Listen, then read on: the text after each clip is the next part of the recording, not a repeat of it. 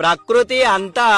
ఆకురాల్చి అంగిదొడిగినట్టు కొత్త చిగురులతోటి రూపుదిద్దుకొని నాలో వచ్చే మార్పే అసలైన కొత్త సంవత్సరం ఉగాది బిడ్డ అని తెలియజేస్తది. మరి గిట్లా ప్రతి ఉగాదికి మేము ముందుగా గోపూజ చేసిన తర్వాత మా పొలం దగ్గర మామిడి చెట్టుకు ఒక 2 మామిడికాయలు తెంపి కొంత వేప పువ్వును తీసుకొని కొంచెం చింతపండు, కొన్ని మిరియాలు లేదా కారం, బెల్లం, ఉప్పుతో షడ్రుచుల ఉగాది పచ్చడి చేస్తున్నాం. మరి మన తెలుగు క్యాలెండర్ల మొదటి నెల అయిన ఈ చైత్ర మాసంలా సూర్య భగవానుడి ఉత్తేజిత కాంతితో ఆకురాల్చే శిశిర ఋతువు వెనుదిరిగి ప్రకృతి అంతా చిగురించే వసంత ఋతువు ప్రవేశించి మన భారతీయులందరికీ పెళ్లిళ్లు, శుభకార్యాలకు, ఇంటి నిర్మాణాలకు అనుకూలమైన సమయంగా ఉండి వ్యవసాయ బంధువులు సాగుకు సిద్ధంగా ఉండమని ఇన్ని రకాల కారణాలతోటి స్పష్టంగా మన తెలుగు కొత్త సంవత్సరం కనబడుతుందిగా. మరి ఈ ఉగాది పచ్చడిలా తీపికి బెల్లం, పులుపుకు చింతపండు, చేదుకు వేప పువ్వు, వగరుకు మామిడికాయ, కారము లేదా మిరియాలు, అట్లనే ఉప్పును వేసి